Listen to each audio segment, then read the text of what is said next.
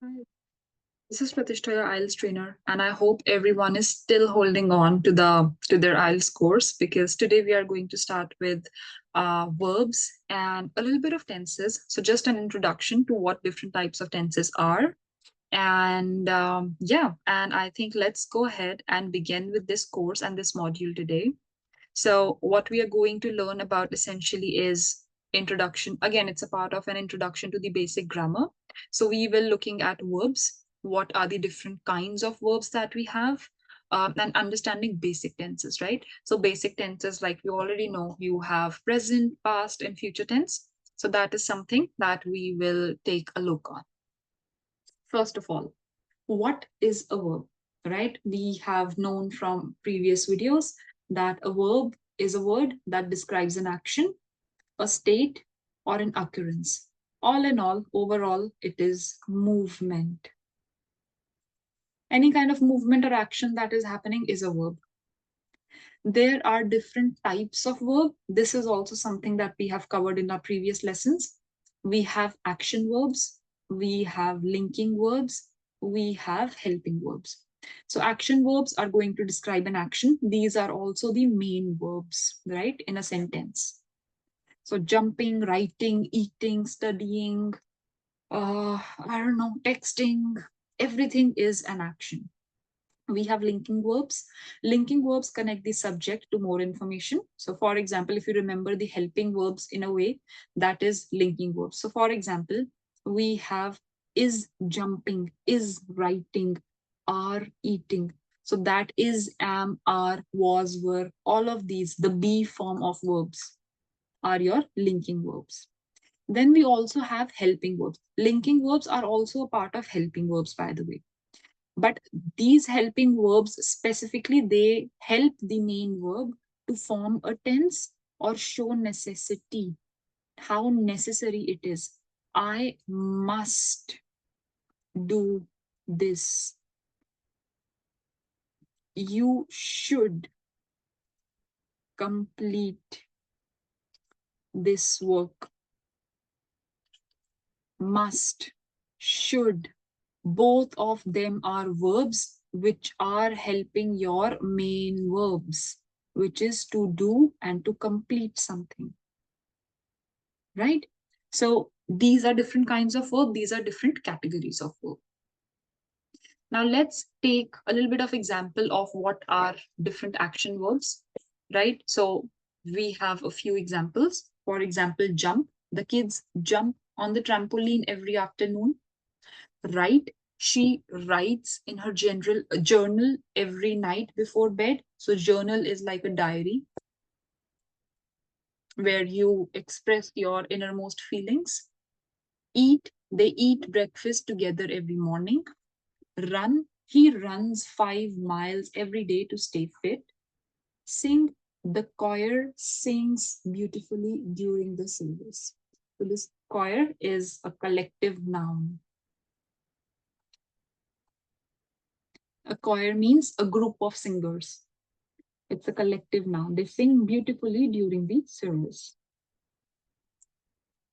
Some linking verbs. Am. I am excited about the upcoming trip. The cake is delicious. They are very talented musicians. She was tired after the long journey. We were happy to help with the event. Then you have some helping verbs. First verb is will. She will finish her assignment by tomorrow. They have completed the project ahead of time. You can also write has. She has completed her project ahead of schedule. Must, you must wear a helmet when riding a bike. Can, he can solve complex math problems quickly. Should, we should leave early to avoid the traffic. Now, because we have started verbs from the previous sessions also, so I think we all have a major understanding of what verbs are. Moving on to tenses now. What is a tense? Tense shows the time of action. When was a thing done? In present or now, in past or It will be done in future. We have three basic tenses: present tense, past tense, future tense. Present tense describe actions happening now or regularly, which happens regularly. I go to school every day. So something that happens on an everyday basis, right? Then you have past tense. Past tense describe actions that happen in the past. I walked, she read, etc. Future tense describe actions that will happen. I will walk, she will read.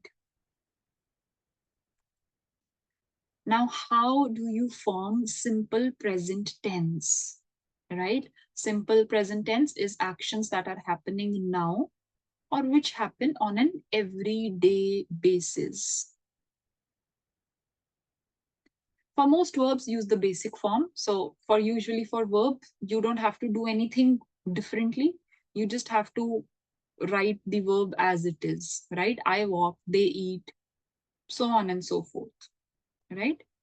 For third person singular, he, she, it, if you remember from the previous lessons, I told you that when the subject or the pronoun is singular, the verb is going to be plural, right? So for example, he eats,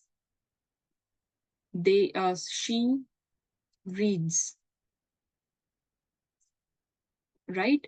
But I eat, you read, singular. I play soccer, she eats breakfast. Then you have simple past tenses, right? Simple past.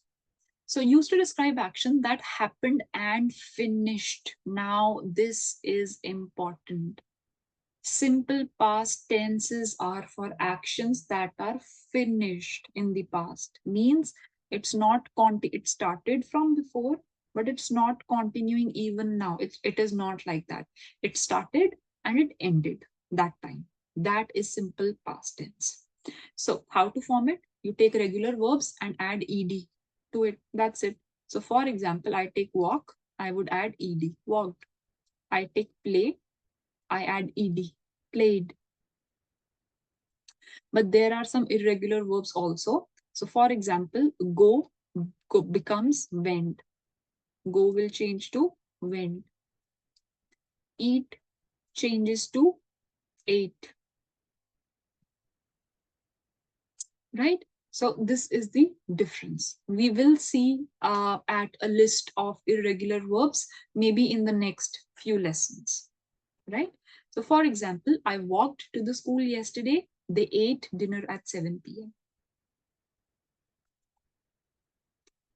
After this, we have forming simple future tense. Future is an action happening in the future. So it is used to describe action that will happen in the future. How you will form it? You will take the base verb only, but you will add this will, which denotes future. Something that has not yet happened, but will happen. So we have a few examples here. I will go to the store tomorrow. She will start her new job next week. Now, some small practice activities. Identify verbs and tenses. You need to identify the verbs and their tenses in the following sentence. Now, what is the verb? Playing is our main verb. Are is our linking verb, right? And this is a present tense. He cooked. Our main base verb is cook. We added ed. It is a past tense. We will travel next month. Our main verb is travel. We added will to it. It becomes future tense.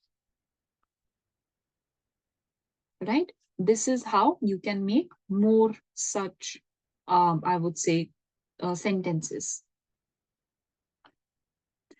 Now, let's revise and let's put it into practice. So simple present tense, she dash a book every evening. She reads. They dash soccer on Saturdays. What do you think?